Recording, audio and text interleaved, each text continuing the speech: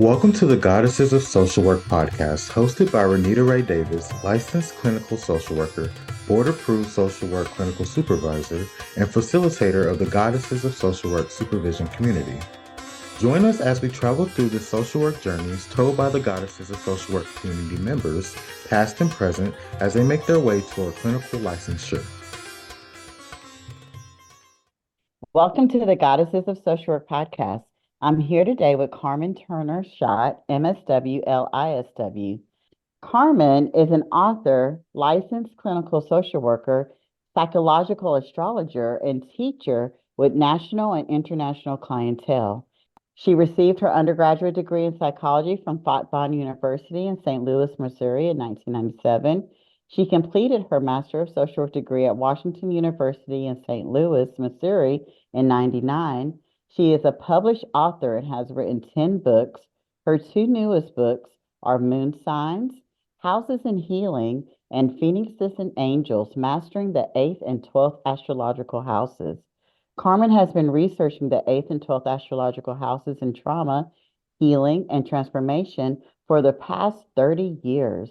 Carmen began her astrological work at the age of 16 after an experience with a glowing ball of light in her doorway and began studying metaphysics and the Edgar Cayce material at that time.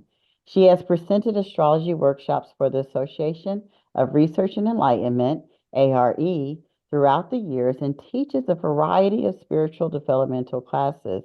She founded Deep Soul Divers Astrology and is the admin of several Facebook astrology groups. Welcome, Carmen, to the show. We're so glad to have you. Hi, thanks for having me. I'm Yeah. excited to be here. I have been waiting for this interview. I'm so glad you said yes.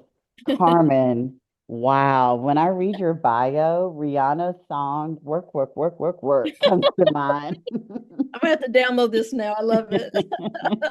How Thank- have you been able to master two different career paths and blend them together so effortlessly? Well, it's been a little challenging, to blend them fully. I would say, when I first started out, I definitely kept them very separate, and when I started being I was really an astrologer before I was a social worker, honestly, because I started at age 16 and I started teaching myself how to do charts by hand, because back in the old days, we didn't have computers and all this cool stuff. And so I would do them by hand and I would do them for my friends and family. And then when I went to undergraduate school for psychology, I actually went to school to be a basketball player. I was a point guard and all I cared about was basketball. Okay, I was a 3-point shooter. That was my thing. And I realized, wait a minute, I'm not tall and I'm not going to be in the women's NBA. So I better start getting some good grades. So I always attracted people that had problems. And ever since I was in high school, people that were in pain, people that were sad, they would come to me and tell me all their issues. And I was always a listener. So I always wanted to be a counselor. Even in high school, I took psychology and I wanted to be a counselor. So I kind of knew what I wanted to do. And so when I got to Fontbonne, looked into psychology but I loved religion and I loved philosophy and I loved studying about world religions. And, I was raised Baptist but I always was drawn to the Catholic faith and these different things. I almost became a nun, actually, which a lot of people don't know. And I thought, I'm not even Catholic. This is crazy. But the reason is because of my spiritual experiences. And I realized, you know what? No, I don't need to be a nun. I want to get married someday and have kids. I'm just gonna become a helper, become a social worker, a counselor. And so, I went to Fontbonne and I went straight through. And during that time, I was doing consults for free in St. Louis area. I was just practicing the tool because to me, astrology is energy and it's a tool of self-awareness. It's just like Myers-Briggs, four lenses. I'm trained in all that for my normal job, with doing the four lenses, the true colors, personality, the elements, the golds, the oranges, the blues, the greens. It's the four elements in astrology: fire signs, air signs, water signs, earth signs. So, it's the same kind of thing that we try to analyze people by their personality traits. So, but astrology, the reason it works is it's been around since ancient times. And I believe that God created astrology. I don't believe that it's anything that's wrong. I think that there's only a few verses in some books. I mean, there's tons of books in the Bible that we have never seen. They're in the Vatican. I mean, we only know what we have. I mean, even the Catholics have a different Bible than the Baptists and the Protestants, right? So I used to struggle when I first started with people judging me, because I was Christian. I'm a Christian astrologer. I still call myself that, because I do believe in Christ. But I believe the reason I believe astrology is real is based on Bible verses. And I started analyzing the Bible. And I even wrote a little mini ebook, Astrology from a Christian Perspective. And it was just based on my own experience of my journey of studying astrology as a Christian, and how I went through this journey and this struggle, right? Really, is what I'm doing okay. And I realized I was helping people in such a deep way. And there's no other tool that I could do 3 years of therapy with someone for trauma and abuse and all kinds of things from their childhood. But I could do a chart in 1 or 2 hours, and it would heal them more than 3 years of therapy once a week with me. I mean, it's so deep and it's so transforming, and it validates you. It validates you because it's your personality, it's your life, it's your experience. So I believe it's a map of the soul. And one of my favorite verses is when the disciples asked Jesus, when will we know you'll return? And he said, there shall be signs in the sun, moon, and stars upon my return. Now you tell me, why would he say something like that? And that's in every Bible. And because there's something to it.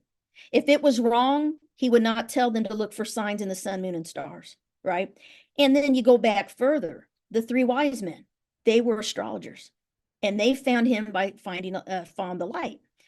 Also, in ancient culture, like in the ancient Jewish culture, like the 12 sons of Jacob, their personality traits are represented of the 12 signs of the zodiac. There's all these connections. The 12 disciples, they all had their personalities. And even in the Jewish temple, they used to have the signs on the money and on the floor of the temple, the zodiac signs. And if you travel Europe, I've traveled around and looked at different churches from all over, and there's astrological symbols hidden throughout the world in churches. So I started getting validated. You know what? I'm like, there is something to this. This is history that has been hidden from us or kept secret from us. There's more to it. And so I always used it as a tool to help people, and I tell them, this is your chart, because like, how do you know this? How is this so accurate? Because God created it. It's the map of your soul, and it's energy. And these are energies, and, we still have free will and choice. But when you know your birth chart, which is based on the month, day, year, exact time of birth, AM or PM is very important, and place of birth, we can have this wheel. It's a wheel. And the way I explain it to people is it's like if you're looking up at the earth on the exact day of your birth, time, place, date, year, everything. And this is just generic. Just imagine you're looking up at the sky, and all of the planets are in a certain star constellation, which are the 12 zodiac signs.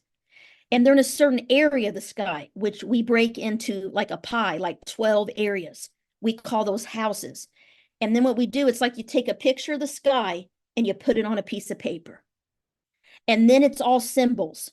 And it's like, oh my gosh, this looks like it's a different language.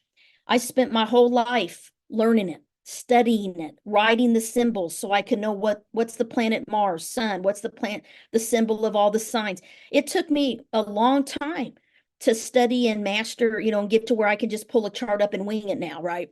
But it just takes practice, but anybody can learn it. And the goal is to still know the basics. And when I started working with kids and teens and especially trauma survivors, I started realizing there were certain patterns that it was research. I mean, I've been collecting research on the 8th house and 12th house specifically for 30 years. And every time someone would have the sun in the 12th house, for instance, they would have an absent or missing father figure. Even if the father was in the home, they would feel like there wasn't a bond. There was always some kind of a feeling like they didn't have parents, like they didn't, they felt bad to say it sometimes because they did have parents. Sometimes they didn't. Sometimes there wasn't a parent in the home. or their grandparents raised them, or they were adopted. I started seeing these patterns with that placement. And I learned more about that house. It's the house of spiritual seeking, oneness with God, finding a spiritual path. So loneliness, suffering, service to others, being drawn to helping people and being empathic, intuitive, all these artistic abilities. And like clockwork, I just see these patterns. And then eighth house people, I started noticing that they would have trauma. And when I started really learning this was with my own chart. Because when I was 16, what got me into astrology was I had a friend that was accidentally shot and killed. And it was the first person I ever had that knew that died. And it really changed me. And I have the moon and Chiron and Jupiter in the eighth house in Aries. And so I started realizing there's something about this eighth house because people would share with me they lost loved ones, a parent, a sibling, a friend, and through a tragic way, car accidents, different, unexpectedly. And I started seeing that pattern. And that's what the eighth house is about: death, rebirth, transformation, but also healing. So a lot of them were natural healers. So when I meet people, and this just happened to me last night, this is so cool. I had a lady that used to work, not for me, but for someone that kind of worked for me, and she was the advocate. And she's works in a totally different agency now and everything. But we met up for dinner last night. And I'd never done her chart before, and I really didn't know her that well, but she wanted to go dinner, and we met up. She was talking to me, just sharing all kinds of stuff. And she's works with is a victim advocate, and does all kinds of stuff. I mean, it's amazing what she does. And so she's telling me all these stories and everything, and talking. I thought, man, she's an eighth houser. I just knew. And I said, hey, what do you know your birth date? And her husband's a preacher. Her husband's a pastor. He's going to end up going to be a chaplain in the Navy, which was really cool. She shared me. And I said, so she goes, oh, I believe in dreams. I believe in this. I saw your books. And she was open. And so we talked, and I did her chart. She's an eighth house sun, Chiron like me, and Venus. And then our composite chart, her stuff's in my eighth house, my stuff's in her eighth house. The whole night we were talking deep stuff. I mean, it was deep. I'm not sure if anybody was listening around. They're like, what are they? Talk about trauma and healing and all kinds of stuff. And so I always kind of know, because it's people's energy. And so when people go into the helping professions like social work, psychology, healing, Reiki energy healers, medical docs, whatever, crisis responders, most of them have eighth house planets or a lot of Scorpio in their chart. Yeah. And they're the healers. They're good. Eighth house people are good in a crisis. And I always was good in a crisis, but I didn't know why. Like no one else will step up, but I'm like, I start taking charge. Like it's like you just go on adrenaline and you know what to do. And then later it hits you, and you gotta self-heal. You gotta do self-care, because you can get compassion fatigue and burnout and all that when you're a healer or a helper. But everybody deals with trauma and crisis in a different way. But I find eighth house people are natural at it. They're natural at helping people in a very stressful time in their lives. And so they're good listeners. They love to help people in a deep way, like hearing their problems, and all that. So I started seeing that this is a science, and I wanted to bring it into my normal job. But the thing is, with my normal job, I was married to an Air Force guy, and I still am, 25 years. And so he's a nurse, and we traveled and moved all the time. Every 2 to 3 years, I had to uproot and change my jobs. And when I finally figured out the system, how to get a job as a social worker at the, in Germany or in these bases we lived at, and I did all kinds of stuff. I started out in family advocacy, which really child and spouse abuse prevention for the military, and that's where I started in with that. Prior to that, I worked with runaway teens, children, youth service programs, adoption preservation in the civilian world. So I did that in Illinois, and I've done a little bit of everything, but mostly the past 28 years, I've been doing sexual assault response and prevention. So that's been my career really. And the trauma certifications and all that, I give advice to people that are doing the work in the field. I used to be in the field. Now I'm more of a policy person and mentorship, but I do that. But I really do bring bring astrology into it in a lot of ways. Like with the people I meet, the people I talk to every day, the people that come to me for help, I know their charts, I know their energies. I mean, they don't have to share it with me. They maybe never gave me their whole chart, but I know. And I know how to handle people, how to deal with people. Once it helps you understand others, so you don't take things personal in the workplace. Or, people have their personality, and once you understand it, okay, they're not doing this to be mean to me, they just can't help it, this is their personality. I mean, or like if someone's too nice, okay, they need boundaries, okay, they need to be toughened up. So we all have our strengths, our weaknesses. And so that's why I wanted to start writing books. I teach this on a very basic level so anyone can understand this astrology thing.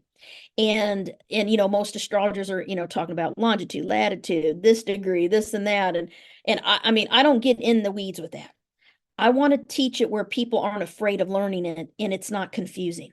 Because the thing with astrology, you can spend your whole life learning it, studying it, and there's still so much more to learn. I mean, I'm still learning now. That's why I love it. I mean, you're learning about perfection years and I mean, all this stuff. There's always something new, asteroids, but the basics is really all you need to know. And that's the energy of the signs and the planets and knowing your basic birth chart. That's it. And another thing I used to bring in, I guess I did bring it into my work in some ways with when I worked in youth service, we're on call 24/7. I used to have to do home visits, go to police stations all over Illinois. And every week, and there was a full moon, I would tell the team, we're going to be busy. And they're like, Carmen, you're so goofy. They blow, you're just so goofy. And I'm like, no, guys, I'm telling you, you better be ready. It's going to be crazy this weekend. And every time we get back on Monday, all my kids were at the police station. What on earth is going on? Carmen, you said, I said, it's a full moon, guys. There's research in this, because the moon affects the tides of the ocean. Our body's made up of mostly water. I mean, humans and animals. And so, of course, it affects our emotions. The moon is our inner nature, our reactions. It affects our mood. We have insomnia, it affects our sleep.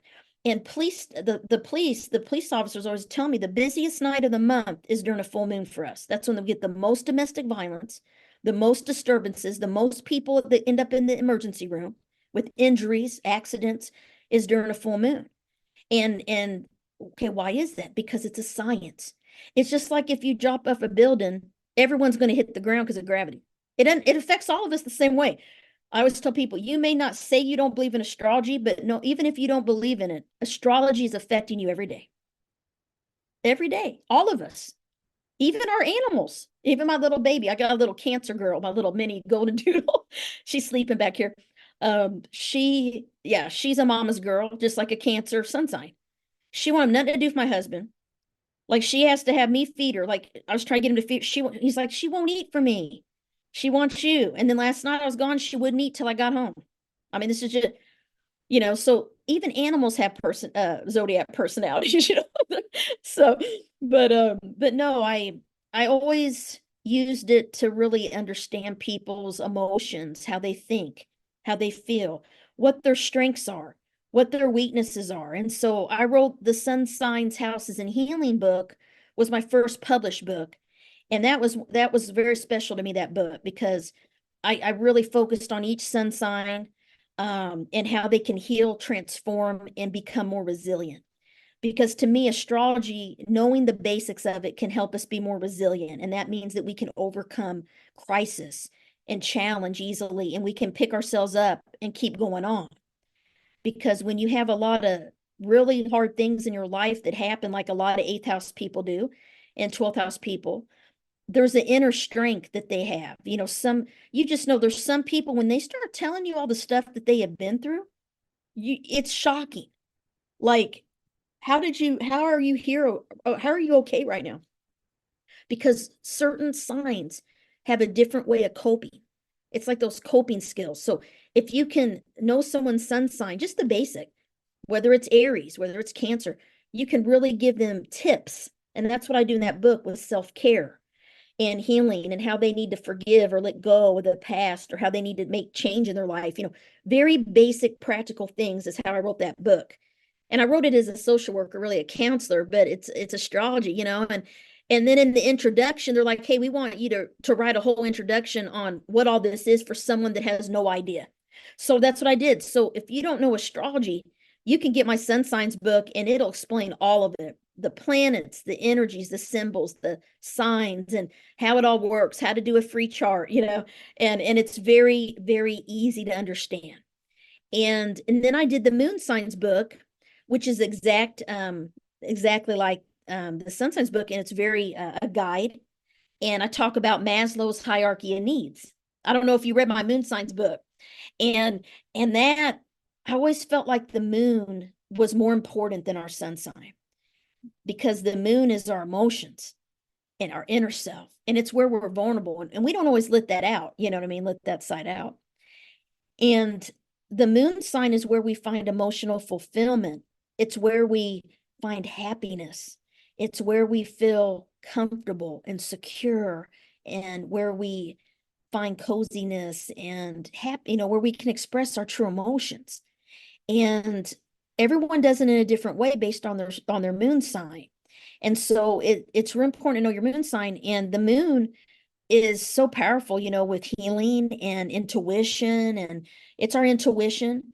And some people, you know, really feel things and know things instantly. Some people, you know, just have these ideas come to them, you know, maybe they're an air sign, very intellectual, and everyone self-cares differently. So in the moon sign book, I kind of get into that I believe that the four elements, there's, you know, fire signs, air signs, water signs, earth signs, they all self-care very differently, right? So like fire signs, they have to be, they got to be action. They got to be doing something. They can't just sit around and meditate and be zen, right? That, you know, and be quiet and breathe, you know. No, they need to be outside in nature, hiking, outdoors, doing something physical, you know, being on the move, you know, driving in their car, riding a motorcycle, you know, whatever, going to the gym, working out, running, hiking, you know, whatever it is, swimming, traveling, you know, that's how they kind of get out and self-care. And then water signs are traditionally the ones that are better at the normal self-care stuff that, you know, counselors tell them. You know, you need to do breathing exercises, you need to ground yourself, you need to meditate, you know, listen to some good music, you know, have some solitude. They're good at that. And then earth signs, they can meditate and do that to an extent, but they also like to be doing things because they're the workers. They're the achievers. So it's hard for them not to be doing something and accomplishing something. So sitting still and being lazy in their mind might be a little hard. So maybe they can journal, right? They can journal, they can write a book, they can, you know, listen to music, you know, they can, you know, go out and get nature as well and be outside and walk and things like that. And then the air signs, they like to think, and they're communicators and they're social. So they want to be around people, you know, Aquarius, Gemini, you know, they got to be around people. Libra's the sign of relationships. They want people around them. They don't like to be alone. So they're the social people. And so they like to go out and connect with their friends if they're down or they need self-care. Water signs and need their alone time more typically to be alone and have privacy to self-care and not be around anyone so they can recharge, right? So I talk about that in the moon signs book, and just this is a lot of this stuff I just learned through people watching and dealing with people in my life, my family, my friends, coworkers, clients, you know, you start seeing these patterns, right? And that's what I did. And I started researching it. And so it's fun. And, you know, I always connect astrology with the four lenses because I'm like, this is exactly what it is. You know, the oranges are the fire signs, you know, the greens are the air, and the blues are the water signs, and and then who am I forgetting? The golds are the earth signs. You know, people say, oh, I'm a gold green. And I'm like, let me see your chart. And then I look at the chart. Yep. You know, they're like Taurus, Capricorn with like an Aquarius moon or something. You know, so they always fit their psychological tools that we use, you know, that we talk about, like the, you know, Carl Jung and the 12 archetypes, and these personality archetypes is how they base all this stuff on. And now you got all these different theories of people expanding this stuff, right? Like human design, which I'm not an expert in, but I know it's out there. I had my human design chart. I don't understand a lick of it, but it's based on it's astrology and a mix of all this other stuff. But there's everyone's interested in what makes me act the way I do because we're all raised very differently. And then, what makes one person, this is what I'm always interested in, one person raised in poverty or abuse, and they still become successful and they still have a faith and what is it about them where another person raised in a very different circumstance or same ends up very different, and in social work, we look at the systems theory, where psychologists look more at everything's in the mind. I believe in there's a lot of things that affect a person, their childhood, their genetics, their past lives, their their economics, do they, do they have money, their health, there's all these things, social connections. So as social workers, we look at all of the systems that impact an individual that can cause what's going on with someone. It's not just on the mind, you know what I mean? And so that's why I went into social work instead of psychology, because that was just more my philosophy. And my teacher told me, unless if you just want to teach psychology, go ahead and get a master's in psychology and stuff. But if you want to really do therapy, he said, get your MSW. And he really saved my life and my career when I was, shoot, how old was I? 19, 20. I don't know. I was graduating from Fontbonne, and I remember my professor said, you need to get your MSW. And I'm like, what's that? I didn't even know what an MSW was. And he said, it's a master's of social work. You can teach it. It broadens your abilities of jobs, and there's so many places you could work. And he started telling me, and I'm like, oh, cool. He's like, well, Washington University has a social work program.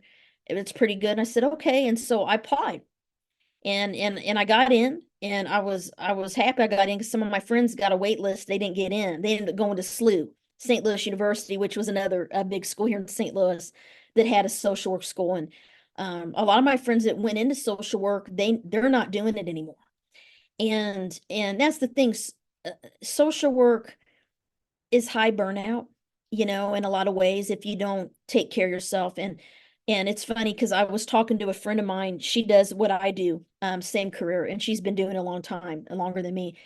And she's doing a PhD, and she's doing some research in trauma with people that, do sexual assault, response victim advocates, people deal with trauma, and how many of these victim advocates and these healers have female reproductive problems, cyst on the ovaries, needing hysterectomies, endometriosis, all this stuff. She's connected these diseases with stress of the job itself, doing some of these things. She's doing her research project on it, and I'm like, wow, I believe in that. Because that's very eighth house too, because the eighth house is the reproductive system. Scorpio rules, the sexual organs. So when we don't heal our trauma, that's where it manifests in the body. So I do believe in mind, body, spirit. Our mind, body, spirit's all connected. And when we don't truly heal something, it'll manifest in our body.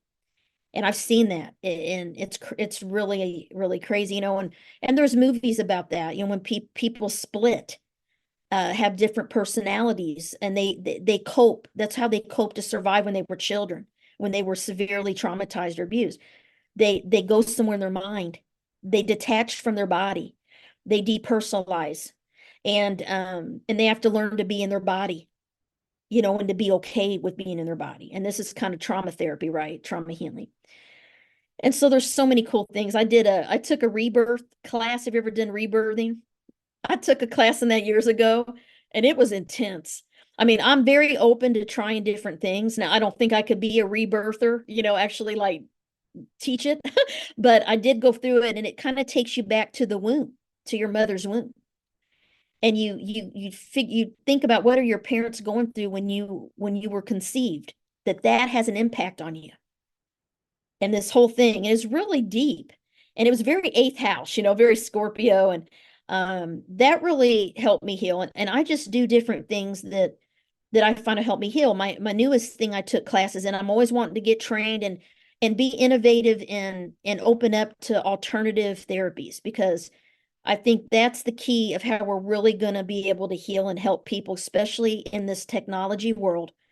Um, everybody's on their phones, everybody's on we have to still connect with each other, even if it's like this on Zoom or whatever. We need to see each other.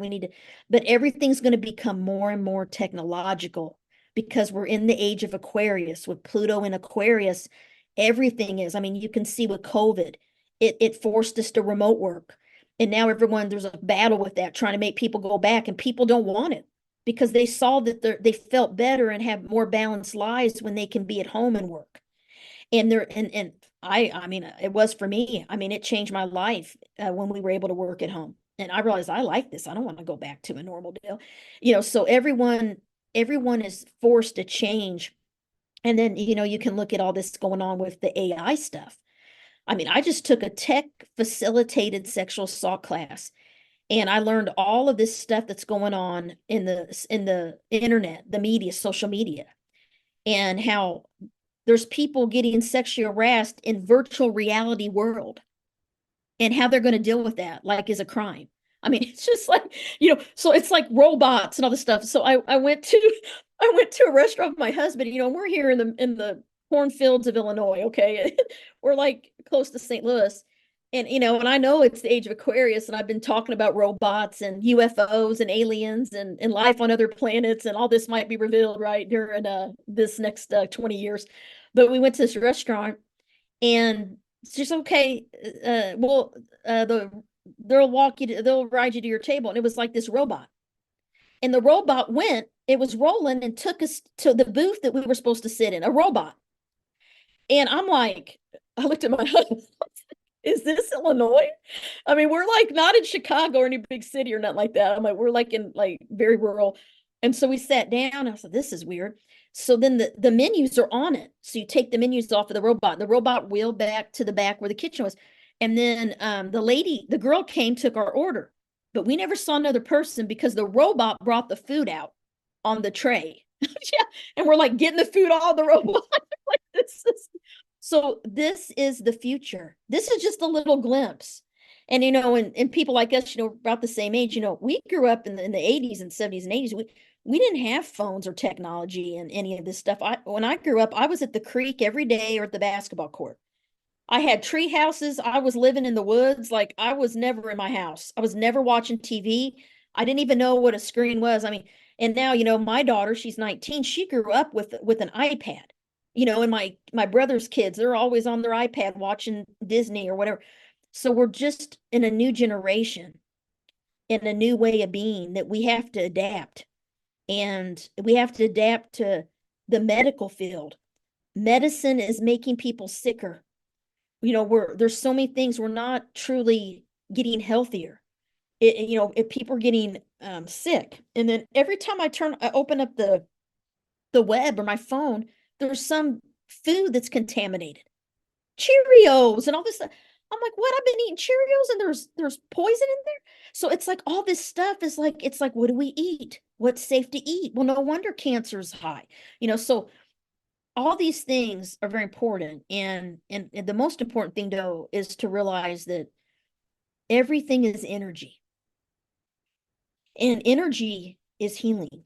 And you have to believe that you have an energy field. You have to believe that there's something called energy that exists, because that is what really helps people heal deeply, is when they can heal through the energy work. And that can be very basic, like moving energy through your body, because whether people believe it or not, we have energy centers in our body, which we call the chakras. And I do believe it's real. I mean, if you research some of these, these philosophies, this stuff is from way, way long ago. And there's even a theory. When I learned this, I about blew my mind, but the Lord's Prayer is associated with the chakras of the body. And I learned this in pranic healing certification class. And I'm like, oh, wow, this makes sense. Everything, on earth as it is in heaven, give us this day our daily bread. It's all related to the chakras. There's a whole grid of the human body. And if you think about it, Hippocrates, the father of medicine, said, a physician that doesn't know astrology isn't a physician, but a fool. Quote. You can Google it. I'm like, serious. And then you look at old pictures and old medical books. Like, and back when Nostradamus, and all these, when he was a physician, all these people during the Black Plague and all these horrible illnesses, and he was also, he was an intuitive. Of course, he had visions and flash and everything, but he knew when people were sick, when they would hide it. He knew, he could feel it. He just knew. But in the old medical books, all of the 12 signs, symbols are on each part of the body that they represent, because each sign rules a part of the body. And that's how medicine was created. It's pretty crazy. Astrology is from medicine. I mean, medicine came from astrology.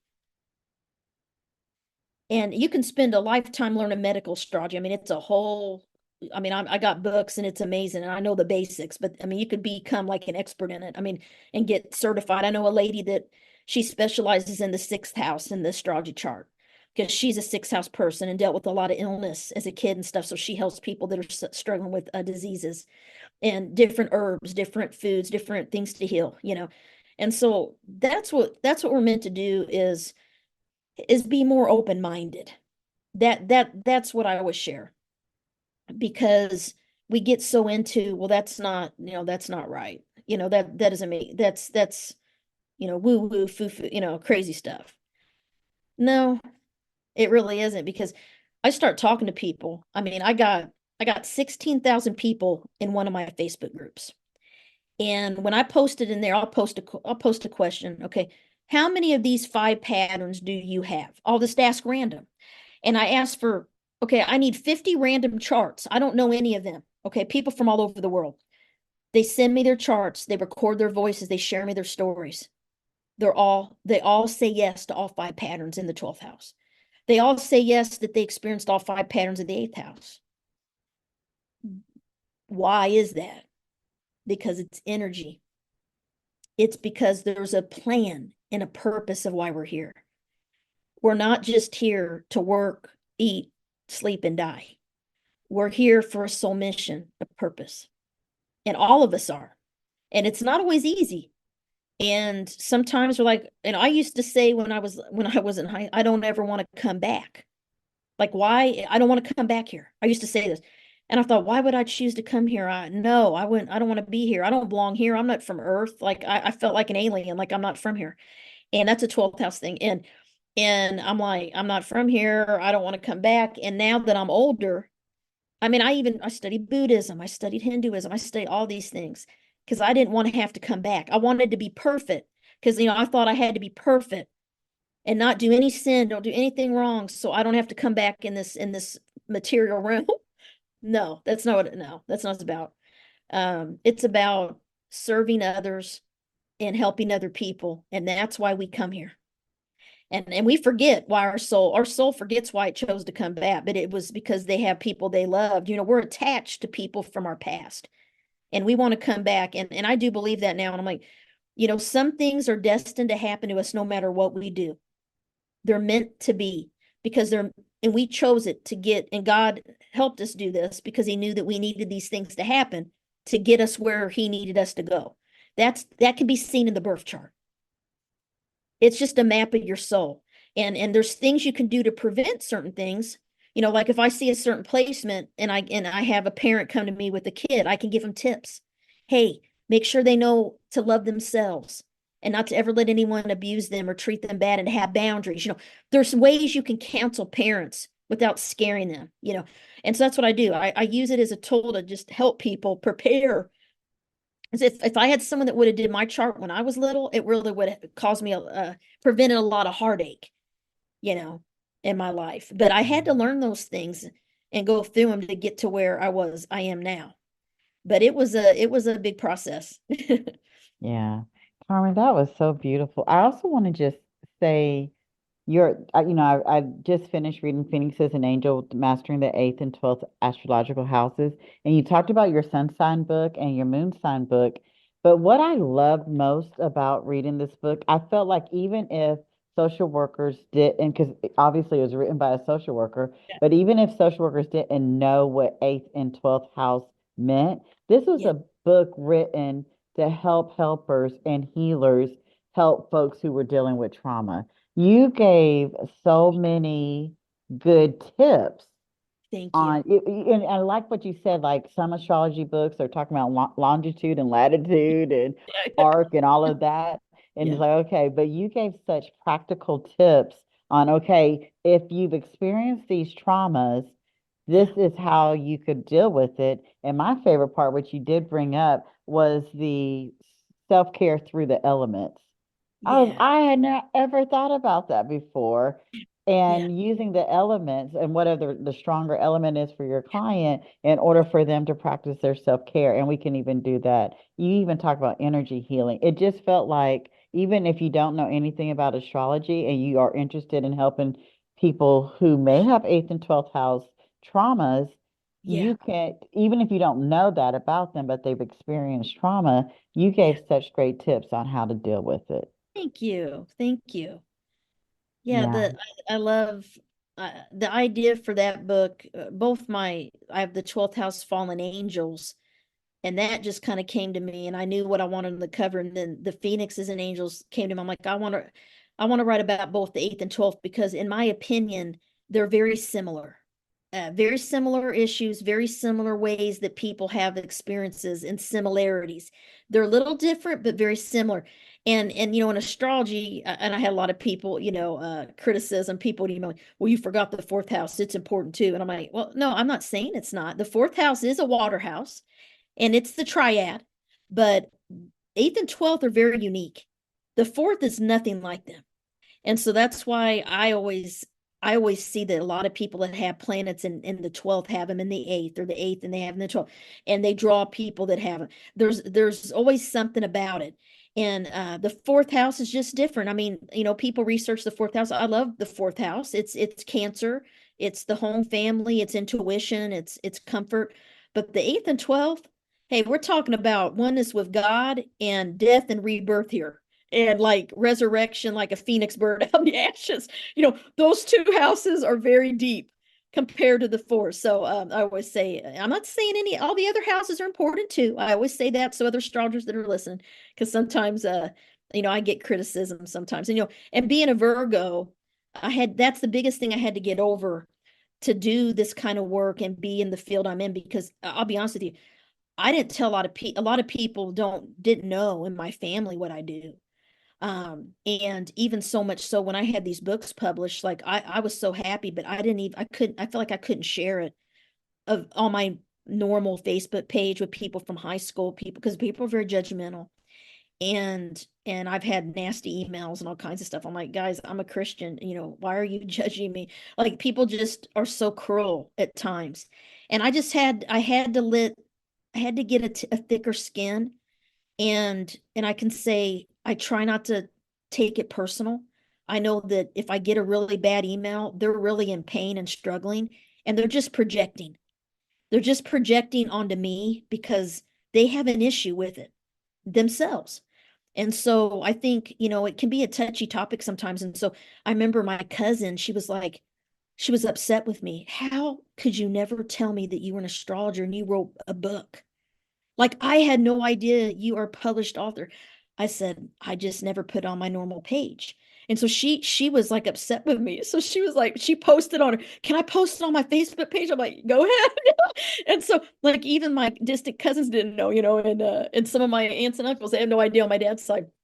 But people that kind of work with me or know me, they know I believe in this stuff, because I'm like, oh, it's a full moon or Mercury's retrograde, But one of my supervisor I've had for a while, I've had him for about 7 years, but when he first became my supervisor 7 years ago, and we had a staff meeting, and I'm pretty secretive about stuff unless it comes up. And he said, I was on Amazon the other day, and he said, I didn't know you wrote books. And I'm like, I said, my secret.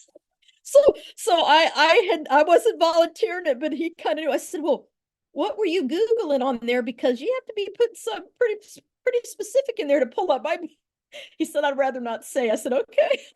So, people are interested in this stuff, and they may just not want anybody to know. And so, but he saw that I had some books, and he had no idea that I wrote books. So, and I don't say much about it. I don't say much of it. I just do my thing, and I do my job, my normal job. So I keep them very separate. But they also combine.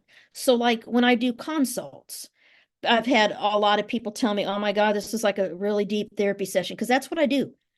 I'm not like, I'm like, how are you doing? What's going on? Or someone will start, or they'll have a trauma trigger when they call me and I'm looking at their chart and I don't even get into astrology for the first 30 minutes. I have them stop and I do the Havening technique with them. And we just, we just get in their body and we calm and we do breathing exercises. I do all this. So a lot of what I do is deep therapy with people. I've been on with people that they can't even focus for me to do their chart. So I do more counseling and I bring in, oh, your Mercury's here. I connect it all in a basic, practical way to what's going on in their life. And it's very simplistic. And they're like, this is like counseling. I'm like, yeah. And so if they like it, they come back. And so that's what I do. And I had stopped. I got kind of busy for a while and I wasn't doing consults, but then, in my heart, I just knew it was like God told me you need to be doing therapy, you need to be doing the counseling, the consults, because that's how I'm really going to help people. And so then lately it's been the groups. So I started just really the last month had this idea of starting these learning circles and on Zoom. And I just decided to create a subscription, a membership, and have a little monthly fee, very, very low fee, like $35. And we have a 12th house circle, an 8th house healing phoenix circle, and then astrology lover circle, which is discuss anything astrology, the basics. And you can join all the circles every month. And we meet like one, two, like 5 Zooms a month. You get discounts on my consults and all that idea came to me because I like the teaching. So I can have it like we did a dream. I did dreams on Sunday with my group and everyone shared a very vivid dream. We analyzed them, talked about dreams. I taught them, just some techniques and then I'll bring, different speakers on if I want to. So I'm really into teaching and I'm meant to do the group stuff. I know and so I'm trying to build that now. I'm building something now and trying to increase my spiritual business and get where I'm meant to be. So it's really a process and I'm learning along the way. So my website lady's trying to develop all this stuff for me right now. And I got a free gift on my website now. I had her finally get up and running, so they can download a PDF when they go to my site and just trying to put more products out there to help people. And because I mean, I like doing consults, but I'd rather do the groups. I'd rather have people coming and joining my groups.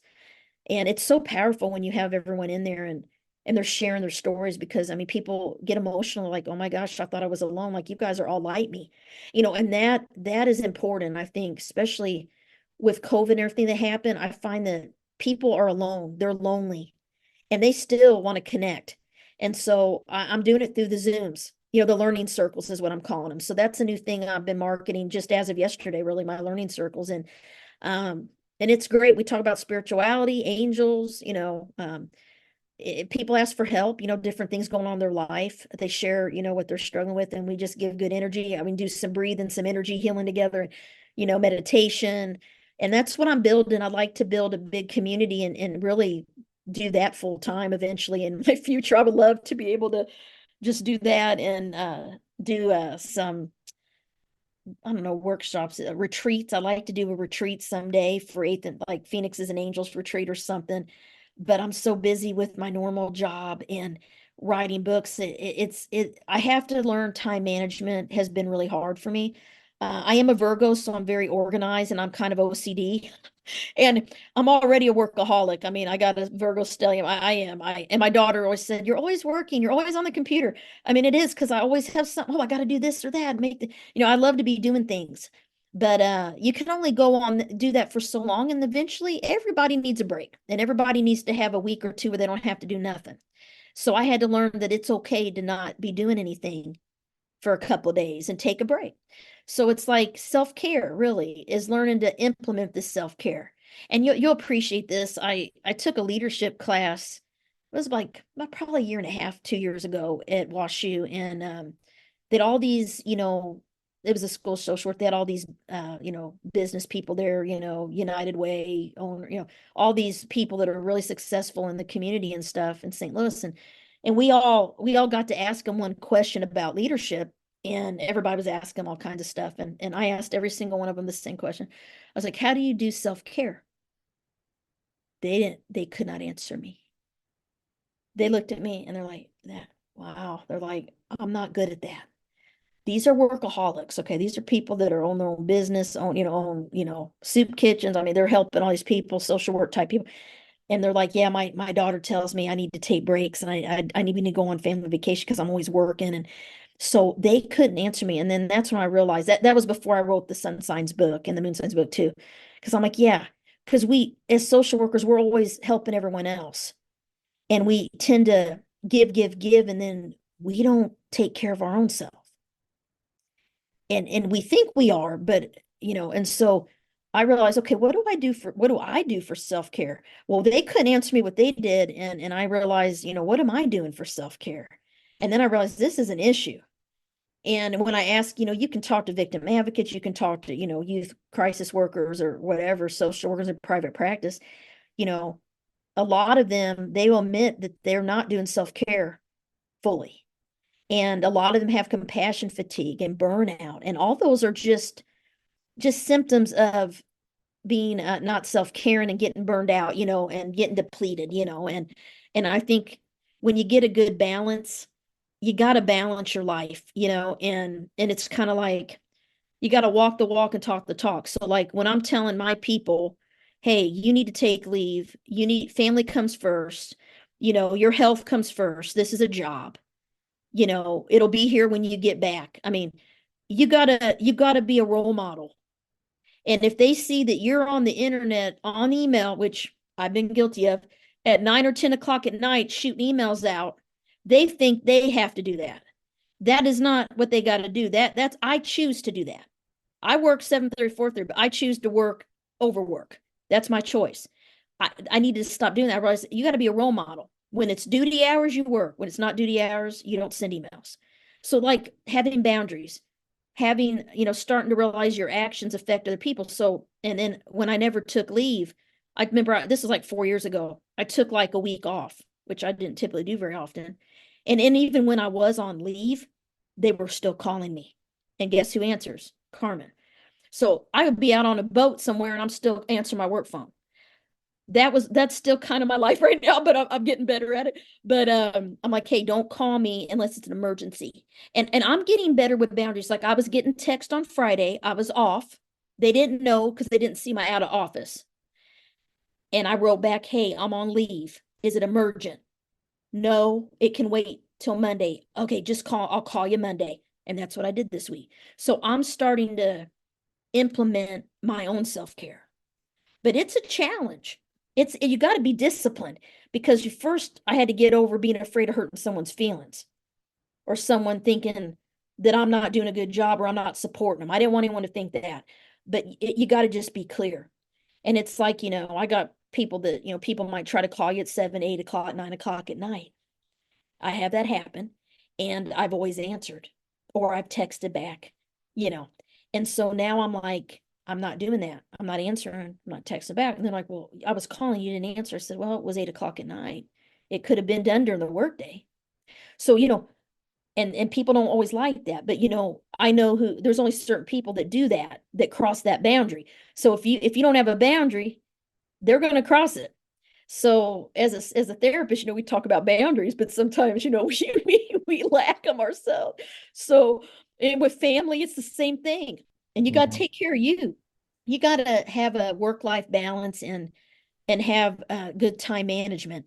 So I try to balance. It's kind of sharing this with people because when you're doing two jobs or two different things, even though they're similar, you got to have time to recoup, your mind, and so you can sleep. And so it's hard because I would love to be working and doing charts every night and everything. You got to conserve your energy. So that's kind of what I had to learn to do as I'm getting older.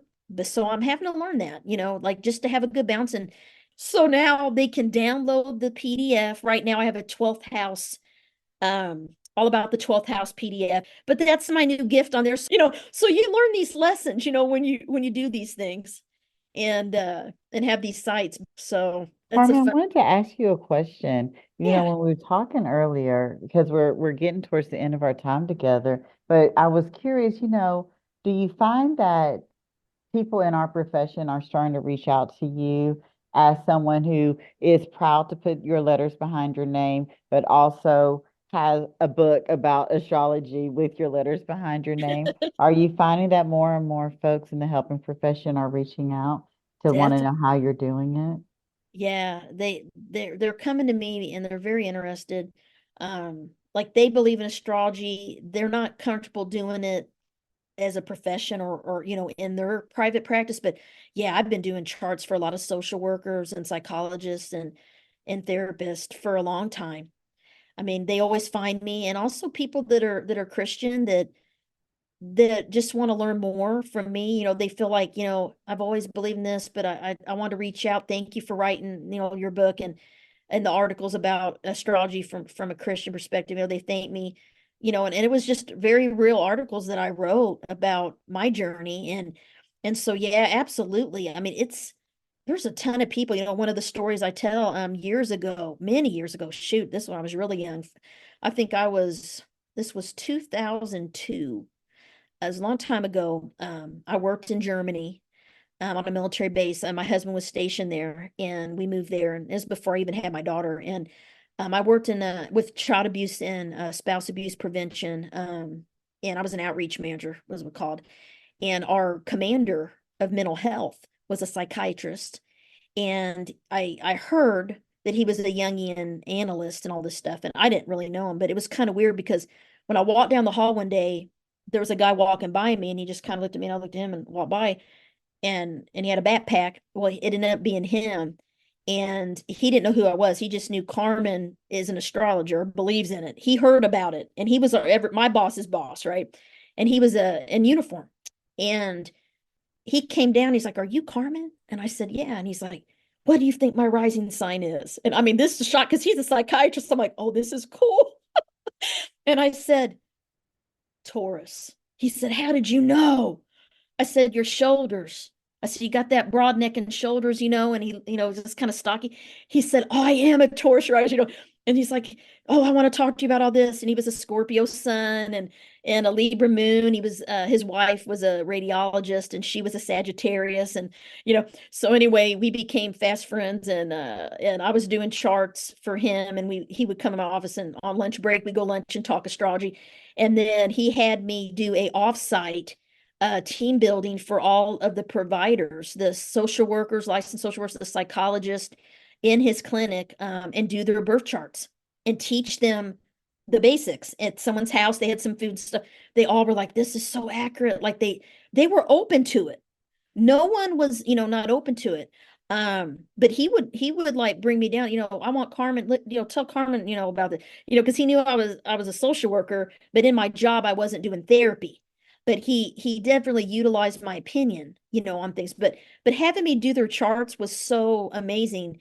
And he's an MD. He's a psychiatrist. I mean, it really made me feel confident that this is really a tool. And I'm not the only one out there doing this. He was the first one I really met that did what I kind of believed and did what I did, knew how to do charts and everything and studied. And but yeah, he's like a head of some big hospital today. I mean, yeah.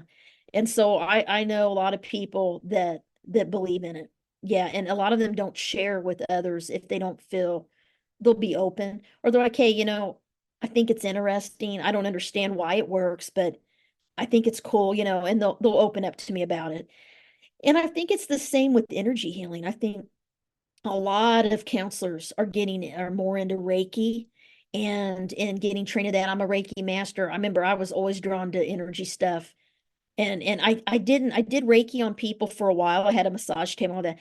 And that wasn't my thing. I like to teach. I like teaching Reiki, but I'm not like a like a hands-on person like that. I'd rather talk with people. And but everybody has their own skill. So I like taking classes and stuff. Another thing is hypnosis, like the quantum healing hypnosis technique with Dolores Cannon. I just happened to find out about Dolores Cannon like a year and a half ago. And I never read her books or anything. Someone said, have you heard of, you really need to look into Dolores Cannon, some of the things you believe and do, she wrote about. I'm like, who is this? And I read one of her books and I got chills. I'm like, all of this stuff is like what I've always believed, like naturally, like it was really weird. And I got trained in level 1 to do the, to hypnotize people. I haven't done any practice on anyone. I took the classes. I had it done on myself because I wanted to experience it first before I start doing it on people. Eventually, when I retire from my normal job, social work job, I want to get certified to maybe do that full time to help people heal trauma, to take them back to past lives, that the different levels of consciousness.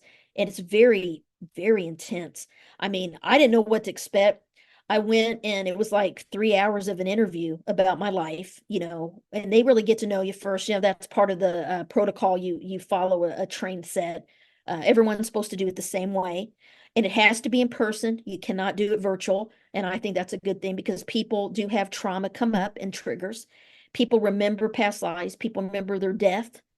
It's very intense. And I had, then she, did the technique on me, and it was very healing. I just started crying. I remember the tears were just coming down. And the same thing happened to me when I get Reiki. At times in my life, I would remember things, or I would just be releasing something and I wouldn't even know why I was crying. That's what people tell me when they get Reiki done too. And a lot of my friends, kids, they all would have Reiki and like, why? She just said she cried and cried. I said, that's because she's releasing something. That's healing. I mean, that's what happens sometimes. It's okay, and tears are healing. Tears aren't always a bad thing because sometimes people don't ever cry and they need to. So, it's not necessarily a bad thing. So I believe that all of these are tools in our toolbox that I think it's worth taking classes in. So I went to this, a victim assistance conference, and we had training, and I took a special training breakout of some of these things that are new. We all got to broaden our minds. We're not all comfortable with every single thing, and that's okay. But we need, as social workers, we got to be non-judgmental, and we need to understand things. Even though we might not fully believe it, it might not be our path, but I'm not going to tell someone you're wrong and what you believe is not right and you're crazy. We all have our own experiences, and that is why I believe in astrology, because of the experiences I have had with people and their healing and validation of this is a tool of self-awareness. That's what it is. It's a tool of self-awareness. And it can be used to help us. I think people get confused. They think if they read their horoscope in the newspaper, that's astrology. It's all bogus. And it says all the Leos. That's not astrology. That's just fun part of it. I used to write horoscopes for a newspaper. I used to do that years ago, and I hated it. I didn't like doing that, because there's so much more to it. That's just the simplistic, entertainment side of it. It's not entertainment. It's a powerful psychological tool. That's why I call myself a psychological astrologer. Yeah. Yeah. Yeah.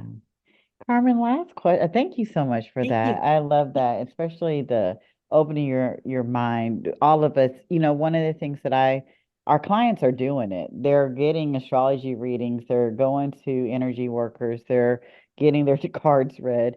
Yeah. Learn about it so that you can at least be able to be present with your clients and Yeah. know what they're talking about as well. But Yeah. you're such a trailblazer to me. I was so excited about having you on. And Thank you. my last question is, what advice would you give social workers who may be afraid to release the traditional bounds of this profession and know that it's time to begin maybe a new trailblazing thing in their career? Wow. Um, I think that we really need to look at is what we're doing working.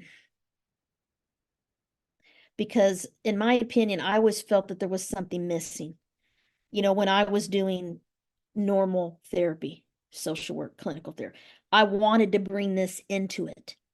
I didn't fully in that kind of an environment. And I think at the time it was because I just wasn't, we have to be ready for that. As I expanded my knowledge, I realized that, oh, wow, there's some other Christian therapists that are doing energy work, that are Reiki trained, that are talking about these things, in their sessions. And I'm like, oh yeah, why can't I? So if it would come up, I mean, like one I remember one time I had a client and he came in. I just knew he wasn't taking his medicine. I just knew. It was my intuition. And I asked him some questions. And I said, you haven't been taking your medicine, have you? And he looked, how did you know? And I always would use my intuition with things. And I would dream things about my client. I would dream things about my clients. And I knew the dream was real when I would wake up. And how I knew he wasn't taking his medicine is I had a dream about him.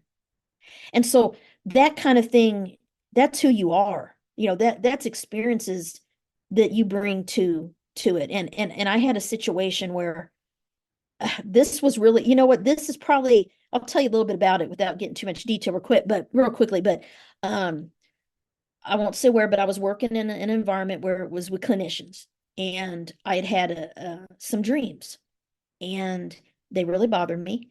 And what I learned is that I believe that we need to ask for discernment. So, am I meant to share this? If it feels wrong or nah, that means I'm not meant to share it. But if I feel this powerful like hand on me, like, I'll know I'm meant to share it. And so I waited a while, and then I had more dreams about this same person. And I'll just say this, they were a psychiatrist. And this wasn't the same one, this is a totally different person years later.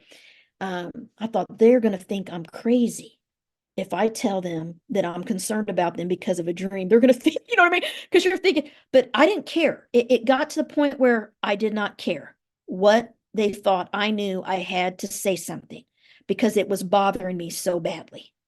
I was worried about them. You know what I mean? To that extent. So I walked down and said, hey, I said, do you believe in dreams? I mean, you're a psychiatrist, right?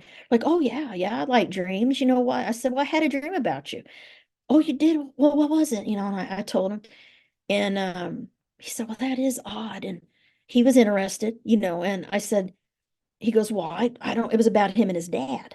And he said, well, I've been worried about my dad and all this stuff. I said, no. I said, your dad is worried about you. That's what I told him. And he looked at me, goes, what is it? I said, I don't know. I said, he's worried about you. And it was very vivid. I didn't tell him everything that was in there. There's a lot of stuff I knew, but I didn't say. I said, just wanted to tell you about it. So all this stuff played out in real world. And he came down to my office and came in, shut the door and said, I want to know, have you had any more dreams about me? And I said, yes. And he said, I want to know what they were.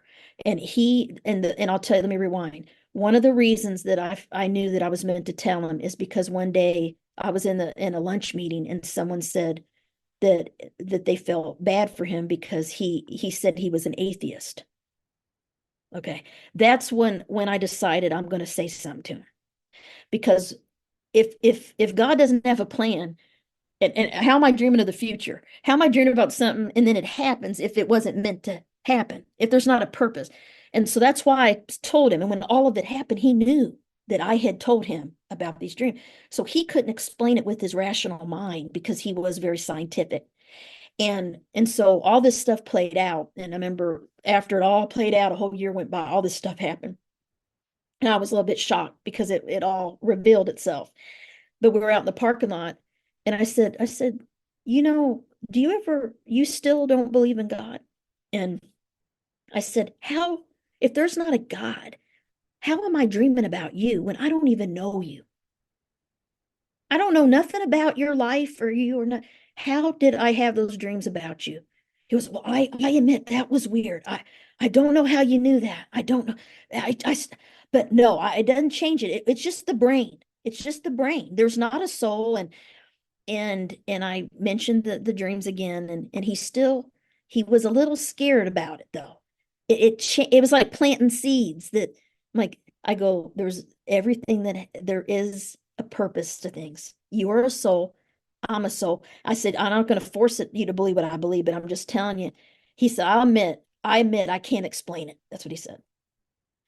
but he still was such a scientist in his mind. So the reason is it opened his mind, but he'll need to experience something himself, and that's what happened to me. When I had these experiences, like when I was 16 and there was a glowing ball of light in my doorway, I was frozen. And I couldn't scream, I couldn't do anything, and I watched it all night long. And after that experience, I thought, okay, no one can tell me I didn't see a glowing ball light, because thank gosh, my mother saw it too. Eventually, I was able to get her to look, and wake her, because I had no voice. It's like I couldn't move for hours. And she saw it too. And I think it was probably an angel or a spirit. It was nothing to be afraid of. But of course, when you're 16, you're terrified because there's this orb in your doorway about this big, right? And so if I wouldn't experience that, I probably wouldn't be doing what I'm doing today. That experience changed my life. And I never thought about this until I was doing a podcast like a year ago, and it was a death and dying podcast. And I thought about it. I never thought that maybe that orb was my friend that had been accidentally shot and killed. Do you know, in my mind, I never connected that it could have been her. Like when people say, well, what do you think? It could have been the spirit of your friend. I never thought about that. I never even thought that it would have been her. I just thought it was something scary, like an alien or something. I didn't know. I was terrified, but I never thought it could have been her, you know. And maybe it was, because it was the same year that she passed away that I saw that thing. So all of that kind of got me on this path of wanting to study about religion and the chakras and the soul and why we're here and all these things. Oh, that So is so anyway, I could beautiful. talk for hours with you, but yeah. Oh no, I love that. That is so beautiful. And I would like to think that it was her. How comforting is that? Yeah, How yeah, comforting is that? I know, right? Carmen, thank you so much for coming on the Goddesses of Social Work podcast. Thank you. And you can contact Carmen through her website at www.carmenturnershot.com. You can like her Facebook pages, Deep Soul Divers Astrology or Carmen Turner Shot Writer, or follow her on Instagram. Her name, Carmen_Turner_shot_author. All of these links will be in the podcast description. Carmen, thank you Thank so much. It you. was such a pleasure getting to learn and listen to you tonight. Thank you. Thank you. Thanks for having me. Thank you for listening to today's episode of the Goddesses of Social Work podcast. We are glad you were here. If you like this episode, please come back to hear more stories of the journeys through social work, and please leave us a review on Apple or Spotify. See you next time here on the Goddesses of Social Work podcast.